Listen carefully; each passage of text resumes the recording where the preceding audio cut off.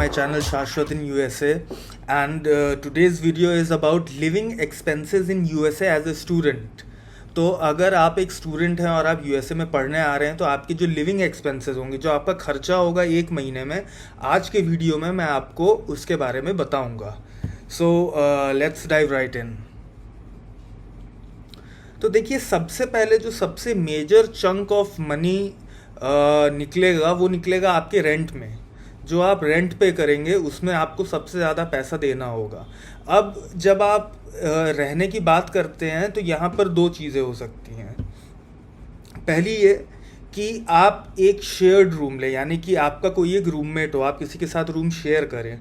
अगर आप किसी के साथ रूम शेयर करते हैं तो जनरली यूएस में जो उसका रेंट पड़ता है वो होता है $400 to $600. ये देखिए, मैंने अपना masters Steven institute of technology से किया है. ये होबोकेन न्यू जर्सी में था, तो मैं जर्सी सिटी में रहता था. तो मैं आपको जर्सी सिटी के रेट्स बता रहा हूँ, बट मोर और लेस यूएस में ऐसा ही है. बॉस्टन हो सकता है ज़्यादा एक्सपेंसिव हो. टेक्सास में अगर आप कहीं रह रहे हैं तो हो सकता है कि आपको थोड़ा कम पैसा देना पड़े. बट अगर आपको एक रफ आइडिया चाहिए कि मैं यूएस में पढ़ने जा रहा हूँ तो मुझे कितना पैसा लगेगा एक महीने में रहने के लिए, तो वो आपको इस वीडियो से पता चल जाएगा. तो अगर आप शेयर्ड रूम में रहते हैं तो आपको जो रेंट पे करना होगा दैट वुड बी $400 to $600. अगर आप उसकी जगह एक प्राइवेट रूम में रहते हैं, that is you have no roommate, आपका कोई रूममेट नहीं है, तो जो आपको रेंट देना पड़ेगा that could be between $600 to $1,200.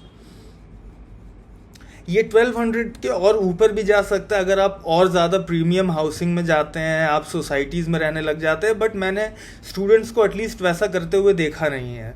तो मैं आपको अपनी स्टोरी बताता हूँ. मैं यूएस में काफ़ी घरों में रह चुका हूँ. मैं जो सबसे पहले घर में रहता था उसमें हम 3 जने रहते थे. उसके बाद मैं जिस घर में गया उसमें हम 6 जने रहते थे. और उसके बाद मैं अकेले रहा हूँ इन अ 1 BHK. तो मुझे मोर और लेस हर तरीके का ही एक्सपीरियंस है कि कैसे यूएस में रहा जाता है. और मैं आपको बताता हूँ कि जब हम 6 लोग रहते थे तो हम लोगों ने एक डुप्लेक्स घर लिया था. उस घर में एक बैकयार्ड भी था और काफ़ी अच्छा घर था वो. तो उसमें क्योंकि हम 6 लोग रह रहे थे उसमें 3 बेडरूम्स थे और उसमें 2 बाथरूम्स थे.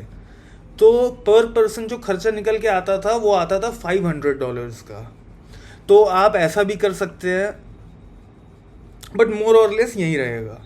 अच्छा, next thing is electricity bill. So your electricity bill can range from $30 to $60. अगर आपने एसी लगा रखा है तो और आप उसे बहुत चलाते हैं तो मे भी हो सकता है कि ये $100 तक पहुंच जाए. बट उसके ऊपर एसी का बिल जो है जनरली नहीं जाता है. तो इसके बाद देखिए आ जाता है आप जो अपने मोबाइल में रिचार्ज या टॉपअप करवाएंगे. आपका वेराइजन का सिम होगा या AT&T का सिम होगा या फिर T-Mobile का होगा. तो देखिए, इंडिया में और यूएस में एक फ़र्क होता है कि इंडिया में हम लोग क्या करते हैं. इंडिया में आपने सिम खरीदा और उसके बाद आप जाकर उसका सीधे कहते हो कि मुझे इसका रिचार्ज चाहिए, मुझे इसका टॉपअप चाहिए. बट यूएस में क्या होता है कि आप लाइंस चूज़ कर सकते हो, आप प्लान्स चूज़ करते हो. तो उसमें सिंगल प्लान भी होता है, उसमें फैमिली प्लान भी होता है, उसमें 2 लाइन का होता है, 3 लाइन का होता है, 4 लाइन का, 5 लाइन का. तो अगर आप फैमिली प्लान की तरफ जाते हैं तो पर पर्सन जो खर्चा आता है वो कम हो जाता है. मे बी आपको फिर जो है सिर्फ $20 या $25 देने पड़े. और अगर आप सिंगल लाइन लेते हैं यूएसए में तो जो आपको खर्चा आता है दैट इज़ $50 पर मंथ. तो it is $50 for single line and it is 25 or 30 or 40 or 45 depending on the plan that you choose. Alright, now the next thing is transport. तो देखिए, जनरली मैंने जो देखा है यूएस में क्या करते हैं स्टूडेंट्स की, वो पैदल ही चलना पसंद करते हैं. क्योंकि देखिए, उन्होंने अपना घर जो है वो कॉलेज के कहीं आस पास ही लिया होता है ना.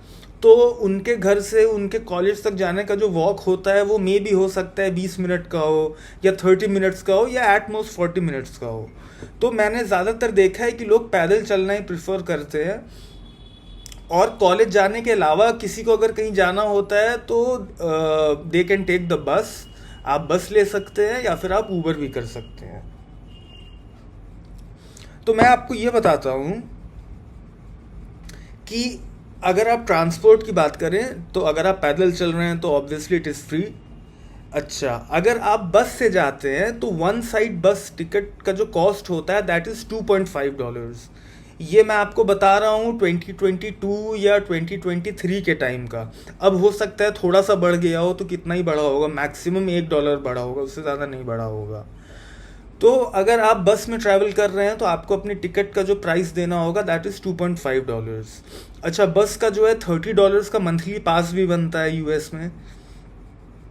और अगर मान लीजिए आप कहीं जाना चाहते हैं और आप ऊबर करवा रहे हैं तो ऊबर का जो कॉस्ट आता है दैट इज़ जनरली $20 to $30 अगर आप आस पास कहीं जा रहे हैं 15 या 20 मिनट की दूरी पे। अच्छा, मैं कुछ ऐसे भी लोग होते हैं जो कि सिर्फ ऊबर ही यूज़ करते हैं। वो अपने कॉलेज जाने के लिए भी ऊबर यूज़ करते हैं, वो अपने दोस्तों के घर जाने के लिए भी ऊबर यूज़ करते हैं, वो इधर उधर कहीं भी मूव करना हो, मे बी उनको जर्सी सिटी से न्यूयॉर्क जाना हो, वो उसके लिए ऊबर यूज़ करते हैं। तो मैं आपको ये भी बताऊंगा कि अगर आप इंडिया के जैसे यूएस में ही चाहते हैं कि मुझे पैदल नहीं चलना पड़े और मैं हर जगह ऊबर से ही चला जाऊं आराम से, तो जो आपका कॉस्ट आएगा monthly that is going to be around $400। Yes, it is a lot. तो यूएस में अगर आप पैदल चलने की आदत नहीं डालते हैं तो आपको काफ़ी पैसा खर्च करना पड़ेगा। यूएस में आप इंडिया के जैसे इजीली कम पैसे में ऊबर या ओला या टैक्सी बुक नहीं कर सकते। अच्छा, एक और देखिए ऑप्शन बहुत अच्छा जो यूएस में होता है स्टूडेंट्स के लिए, that is an electric scooter. तो आप इलेक्ट्रिक स्कूटर कह लीजिए या फिर आप इलेक्ट्रिक बाइसिकल भी ले सकते हैं जिसमें कि आपको चलाने की ज़रूरत नहीं होती है, उसमें एक्सीलरेटर होता है, आप वो दीजिए और आप अपना आराम से कम्यूट कर सकते हैं। तो अगर आप एक इलेक्ट्रिक स्कूटर में इन्वेस्ट करते हैं तो द कॉस्ट अराउंड $300 to $700।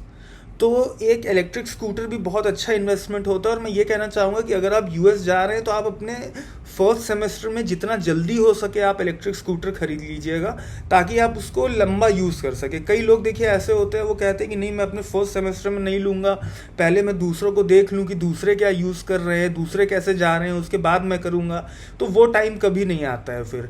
फिर आप ऑलरेडी एक सेमेस्टर लूज़ कर चुके होंगे और उसके बाद आप इलेक्ट्रिक स्कूटर खरीदेंगे। इससे अच्छा है कि आप वहाँ जाते ही इलेक्ट्रिक स्कूटर खरीद लें। तो अगर आप इलेक्ट्रिक स्कूटर खरीदते हैं तो cost is going to be $300 to $700।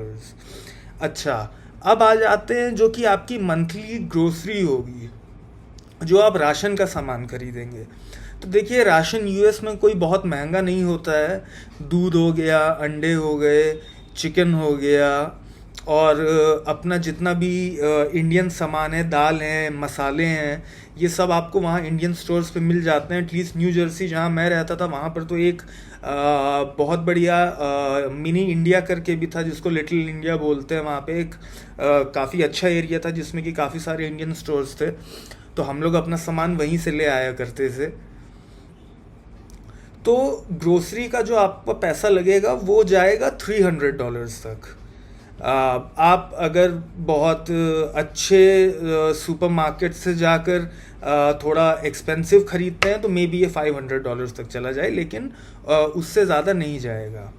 अच्छा, देखिए मैं ये नहीं कह रहा हूँ कि आप यूएस में रहने का सोच रहे हैं तो आप पार्टी नहीं करेंगे, आप ड्रिंक नहीं करेंगे, आप दोस्तों के साथ बाहर खाना खाने नहीं जाएंगे। मैं जो आपको आज एस्टिमेट बता रहा हूँ मैंने इसमें ये भी इंक्लूड किया हुआ है। तो मान लीजिए कि अगर आप हर महीने अपने दोस्तों के साथ हर सैटरडे संडे पार्टी करने बाहर जाते हैं, आप ड्रिंक करते हैं, आप रेस्टोरेंट्स में, कैफ़ेज़ में जो है खाना ऑर्डर करते हैं, या फिर आप कहीं घूमने जाते हैं, आप साइट सीइंग करने जाते हैं, तो इन सब का मिलाकर अगर मंथली खर्चे की बात करें तो वो पड़ेगा $500। ये मैंने देखिए बहुत तब एस्टिमेट लगाया है कि जब आप ज़िंदगी अपनी एकदम बिंदास तरीके से जी रहे हैं वहाँ पर, तब आपको $500 इस चीज़ का खर्चा पड़ेगा। तो मोर और लेस देखिए इस वीडियो में मैंने आपको सारे खर्चे बता दिए हैं।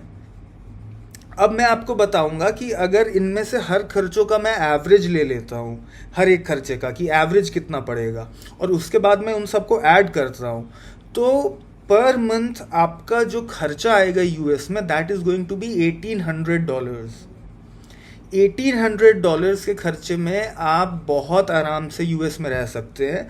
$1800 इज़ 1,50,000 रुपीज़ रफली in Indian currency, in rupees. तो इतना खर्चा आपका पर मंथ लगेगा। इसलिए अगर आप यूएस जाना चाहते हैं या फिर आप यूएस जाने वाले हैं, तो आप प्लीज़ इस वीडियो को ध्यान में रखिएगा। So guys, this was my video about the living expenses in USA as a student. Please come back to my channel for more informational videos, and please like this video and please subscribe to my channel.